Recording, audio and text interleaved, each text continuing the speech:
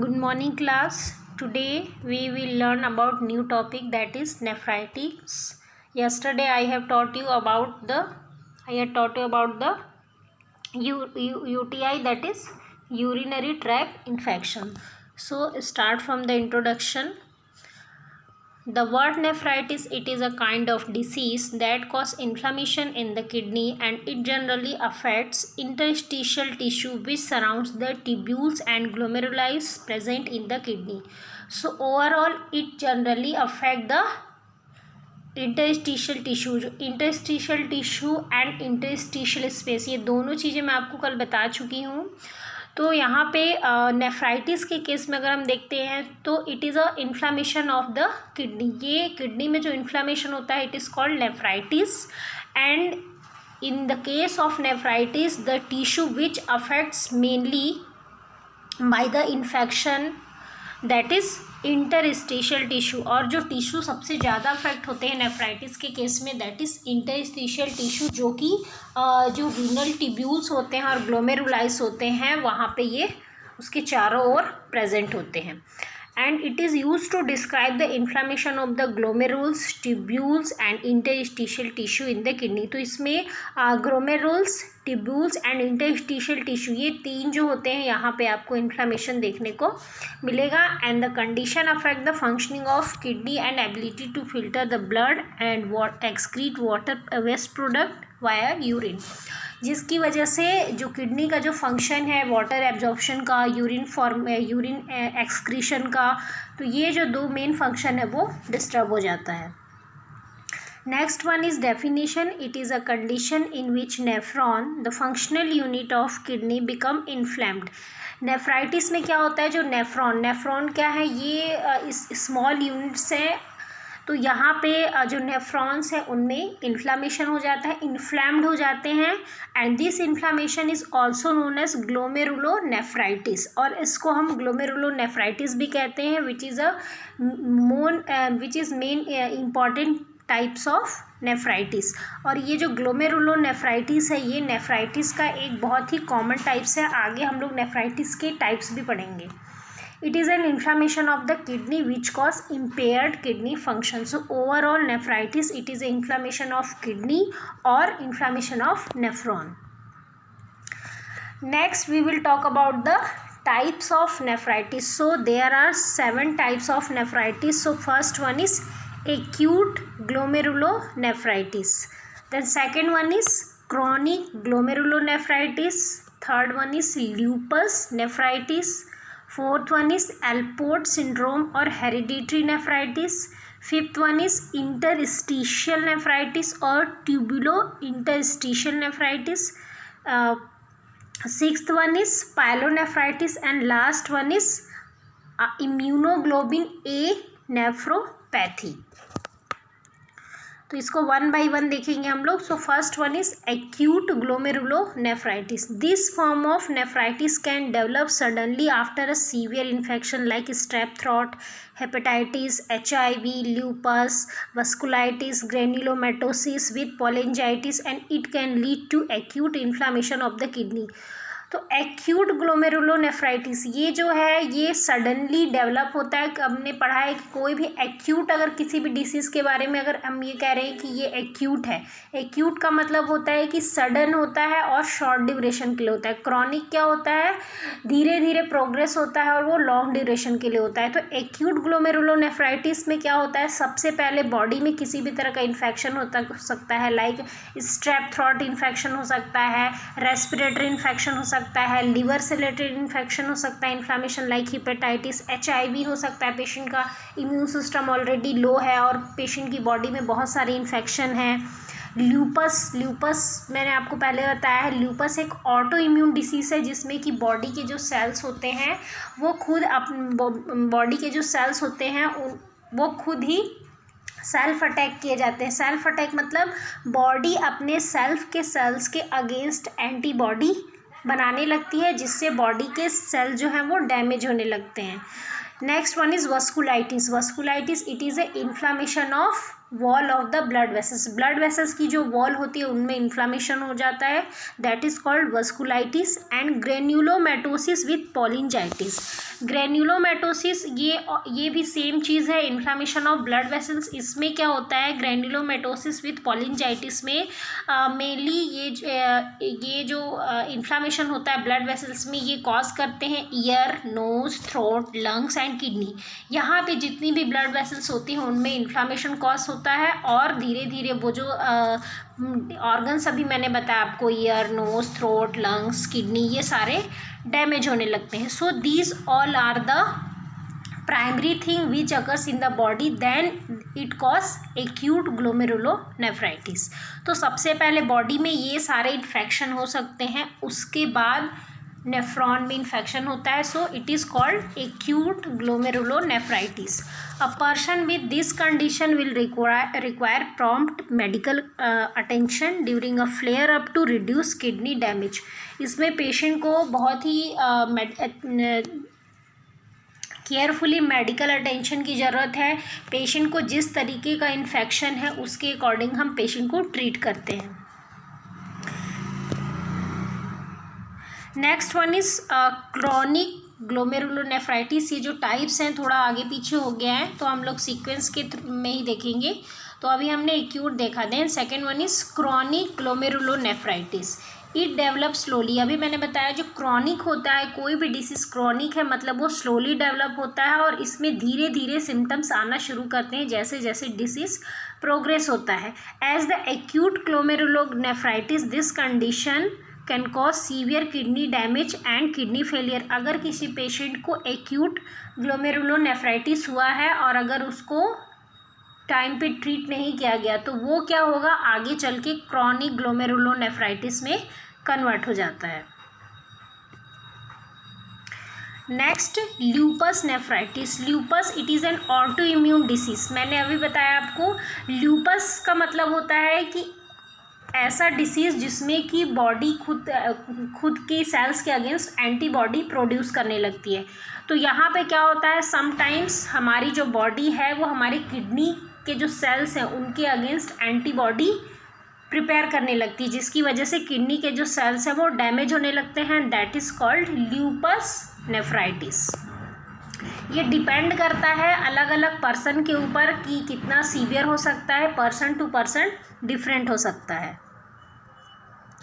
Next one is Allport और hereditary. Hereditary का मतलब क्लियर है कि यहाँ पे जेनेटिक है, मतलब पहले फैमिली में हो सकता है और फैमिली से, जैसे पेरेंट्स में है तो पेरेंट्स से बच्चे को हो सकता है bye genetic defect. Next one is interstitial nephritis. Interstitial nephritis it cause infection in the space of kidney tubules, and this the cause is a low amount of potassium in the blood of the body, and it also result due to intake of medicine which cause damage in kidney. Interstitial nephritis में क्या है, यहाँ पे जैसे कि lupus का मतलब क्या था, ऑटो इम्यून डिसीज़ है ना। ऑटो इम्यून डिसीज़ की वजह से नेफ्राइटिस हो रहा है तो इसलिए उसका नाम पड़ा ल्यूपस नेफ्राइटिस। तो सेम ऐसे यहाँ पे क्या है, इंटरस्टिशियल स्पेस में इन्फेक्शन हो रहा है इसलिए इसका नाम है इंटरस्टिशियल नेफ्राइटिस। इसके दो रीज़न हो सकते हैं। सबसे पहला तो ये कि पोटेशियम का जो अमाउंट है वो बहुत कम हो गया है ब्लड में, सर्कुलेटिंग ब्लड में पोटेशियम का लेवल कम हो गया है। दूसरी चीज़ क्या है, हम कुछ ऐसा मेडिसिन ले रहे हैं जो कि हमारे किडनीज को डैमेज कर रहा है। Next one is pyelonephritis. It is related to kidney infection and main cause is a bacteria which is naming E. coli. Pyelonephritis इसमें सबसे जो मेन causative agent होता है that is E. coli, and this kind of bacteria infection within tubules of kidney, and this is main cause of formation of kidney stone in the kidney. तो pyelonephritis क्या है, ये mainly bacterial infection की वजह से होता है और जो मेन बैक्टीरिया इसमें इन्वॉल्व होता है दैट इज़ ई कोलाई। और ये जो टाइप्स है मेन यही जो टाइप्स है जो कि किडनी में स्टोन फॉर्मेशन को कॉज करता है। Next one is immunoglobulin A nephropathy. जब जब भी किसी भी टर्म को हम लोग पढ़ते हैं, नेफ्रोपैथी, न्यूरोपैथी, तो पैथी का मतलब होता है डैमेज होना। अगर न्यूरोपैथी है तो न्यूरॉन्स डैमेज हो रहे हैं, नेफ्रोपैथी है मीन्स नेफ्रॉन डैमेज हो रहे हैं, रेटिनोपैथी है मीन्स रेटिना डैमेज हो रही है। तो यहाँ पे है नेफ्रोपैथी यानी कि नेफ्रॉन्स डैमेज हो रहे हैं। So this is the more common form of nephritis. ये नेफ्राइटिस का बहुत ही कॉमन फॉर्म है and it develops when the immunoglobulin A antibody deposit build up in the kidney and cause the inflammation. इसमें क्या होता है, हमारी बॉडी में डिफेक्टिव इम्यूनोग्लोबिन्स ए बन जाते हैं, ए एंटीबॉडी बन जाते हैं, और जो कि किडनी की जो वॉल्स होती है वहाँ पे ये धीरे धीरे जमा होने लगते हैं, एक्यूमुलेट होने लगते हैं, और इनका एक्यूमुलेशन होने की वजह से बहुत सारे ये हार्मफुल केमिकल रिलीज़ करना शुरू करते हैं जो कि किडनीज को डैमेज करते हैं। And people can treat with this condition with the blood pressure medication. अच्छा, इसमें ब्लड प्रेशर मेडिकेशन क्यों यूज़ हो रहा है यहाँ पे, क्योंकि ऑलरेडी यहाँ पे क्या हो गया है, इन्फ्लामेशन हो गया है बहुत ज़्यादा, है ना। दूसरी चीज़ क्या है कि यहाँ पे हमारी जो आईजी इम्यूनोग्लोबिन ए जो एंटीबॉडी है वो भी डिफेक्टिव हो गई है। तो मेनली ये जो टाइप है वो हाइपरटेंशन वाले पेशेंट में आपको देखने को मिलेगा। तो इसलिए मैक्सिमम जो इसके ट्रीटमेंट होते हैं हम एंटी हाइपरटेंसिव मेडिकेशन से करते हैं।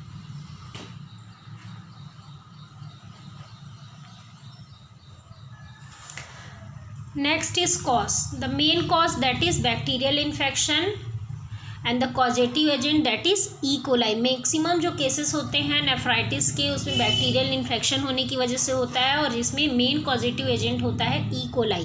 सेकेंड, जैसे किसी पेशेंट का हम यूरिनरी एग्जामिनेशन कर रहे हैं, सिस्टोस्कोप हमने इंट्रोड्यूस किया है और हमने उसको प्रॉपर स्टेराइल नहीं किया है, तो उससे भी बैक्टीरिया इंट्रोड्यूस हो सकता है inside the renal system. Surgery of the bladder, kidney, ureter, किसी भी तरह की सर्जरी के वजह से भी इन्फ्लामेशन हो सकता है, या हमने प्रॉपर स्टेराइल टेक्निक से प्रॉपर हाइजेनिक मेथड से हमने सर्जरी जो है वो परफॉर्म नहीं की है, किसी भी रीज़न से बैक्टीरिया सर्जरी के टाइम पे इंट्रोड्यूस हो गया, that also lead infection and inflammation. The formation of kidney stone rock like formation consisting of minerals and other waste material. एक जो टाइप्स हमने पढ़ा जिसमें कि क्या होने लगता है, बहुत सारे डिफेक्टिव जो एंटीबॉडी होते हैं उनका डिपोजिशन होने लगता है, साथ ही साथ पोटेशियम का लेवल लो होने की वजह से भी ऐसा होता है कि डिपोजिशन वहाँ पे इंक्रीज हो जाता है। तो ये सारे केस में किडनी स्टोन फॉर्म होने लगते हैं, that further cause inflammation. So these all are the common cause. अब हम देखेंगे टाइप्स के अकॉर्डिंग क्या क्या कॉज है। So first one is cause for acute glomerulonephritis. तो सबसे पहले मैंने बताया आपको कि कोई भी रेस्पिरेटरी इन्फेक्शन हो सकता है, पर्सन का इम्यून सिस्टम बहुत लो है, किसी भी टाइप का ब्लड वेसल से रिलेटेड डिसऑर्डर है, या फिर ऑटो इम्यून डिसीज़ है। Next one is good posture syndrome और पल्मोनरी रीनल सिंड्रोम। इसमें क्या होता है, ग्लोमेरुल्स में डिस्ट्रक्शन होने लगता है, destruction cause inflammation inside the glomeruli. Next one is anti neutrophil cytoplasmic auto antibody, it is associated with the vasculitis and auto immune disease can attack organs including the kidney. इसमें क्या होता है, ये जो disease है इसमें blood vessels में inflammation होने के साथ साथ इसमें जो बॉडी है अपने किडनी सेल्स के अगेंस्ट ही एंटीबॉडी प्रिपेयर करने लगती है, और साथ ही साथ जिसकी वजह से किडनी में डैमेज होना स्टार्ट हो जाता है। Next is causes for chronic glomerulonephritis. Show cause mainly it is genetic हो सकता है, बाई पेरेंट्स के थ्रू आ सकता है, और दूसरा इसमें क्रॉनिक का क्या हो सकता है रीज़न कि एक्यूट को प्रॉपरली ट्रीट नहीं किया गया, जिसकी वजह से भी वो क्रॉनिक ग्लोमेरुलोनेफ्राइटिस में कन्वर्ट हो सकता है। Next one is for interstitial nephritis. Interstitial nephritis जैसे कि हम लोगों ने अभी पहले टाइप्स में पढ़ा, बहुत सारे मेडिकेशन जो कि किडनी को डैमेज करते हैं, ऐसे मेडिकेशंस लेने की वजह से भी इंटरस्टिशियल नेफ्राइटिस हो सकता है, like non steroidal anti inflammatory drug, over counter drugs, antibiotics drugs like penicillin, cephalosporin etcetera. किसी भी तरह का एलर्जिक रिएक्शन है अगर ड्रग से, उससे भी हो सकता है। Auto immune disease, any type of infection which is already present in the body and which further cause infection in the glomeruli. Too little potassium in the blood, potassium का जो ब्लड है level है वो blood में बहुत कम है, इसकी वजह से भी हो सकता है। और टू लिटिल कैल्शियम और too little uric acid present in the blood. So these all are the causes of interstitial nephritis. Next one is risk factor. The most important risk factor for the kidney disease are, first one is family history. सबसे पहला जो risk factor पे जो आते हैं वो है family history of kidney disease. Already जिनकी फैमिली में किडनी डिसीज की हिस्ट्री है या फिर जेनेटिक हम कह सकते हैं। Next one is high blood pressure. High blood pressure वाले जो पेशेंट होते हैं उनको भी नेफ्राइटिस होने के बहुत ज़्यादा चांसेस होते हैं। डायबिटीज़ वाले पेशेंट जो होते हैं, obesity, heart disease and age of 60 years और मोर। सो हमने आज इंट्रोडक्शन कंप्लीट किया है, डेफिनेशन, टाइप्स देखा हमने, देन कॉसेस देखे, डिफरेंट टाइप्स के क्या क्या कॉसेस होते हैं, and last is risk factor. कल हम लोग क्लिनिकल फीचर्स देखेंगे, क्लिनिकल फीचर्स के साथ साथ पैथोफिजियोलॉजी, मैनेजमेंट क्या है, डायग्नोसिस क्या है, वो सारी चीज़ें देखेंगे।